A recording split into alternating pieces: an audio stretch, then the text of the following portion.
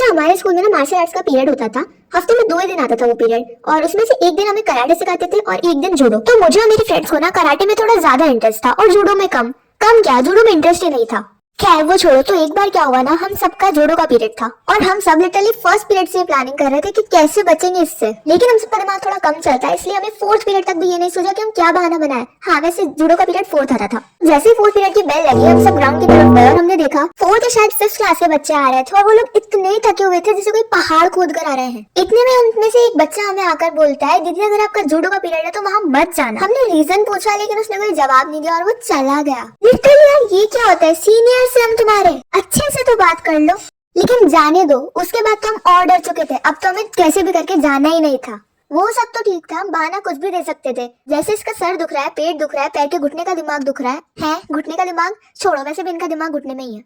Never mind, back to the topic. तो हम लोग कैसे भी ये पीरियड बंक नहीं मार सकते थे, क्योंकि हम 8 लोग कैसे साथ में बंक मारेंगे। हमने जितना टाइम ये सोचने में लगाया कि बहाना क्या बनाएंगे, इसमें तो आधा पीरियड ओवर हो चुका है। तो क्योंकि अब आधा पीरियड ओवर ही हो चुका था, तो हमने सोचा अगर इतना लेट हम क्लास में जाएंगे तो हमें वैसे भी डांट ही पड़नी है, तो ऑरा माइनस कराने से कोई मतलब नहीं था। इसलिए हमने बाकी का आधा पीरियड भी यही ग्राउंड में बैठकर वेस्ट करने का सोचा। अब हम लोग ग्राउंड में बैठने जा ही रहे थे, इतने में हमें एक आवाज आई, hey girls what are you doing there. हम जैसे ही पीछे मुड़े, हमने देखा वहाँ हमारे पीटी सर खड़े थे। हमारे और सर के कुछ बोलने से पहले ही हमें से एक दोस्त बोली, सर हमारे फ्री पीरियड था। जैसे ही उसने ये बोला, हमने उसे देखा, उसने हमें, हमने सर को, सर ने हमें देखा। इतने में सर एकदम सरकास्टिक वे में बोले, अगर ये पीरियड तुम्हारा फ्री है तो नेक्स्ट जूडो का है बेटा।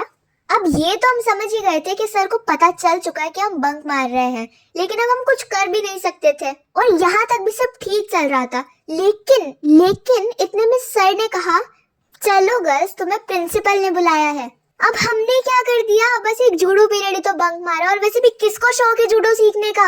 तब से तो हमने कसम ही खा ली, अब से कोई भी पीरियड बंक नहीं मारेंगे। सबसे ज्यादा गुस्सा तो हमें उस पर आ रहा था, किसने बोला था तुझे बोलने के फ्री पीरियड है।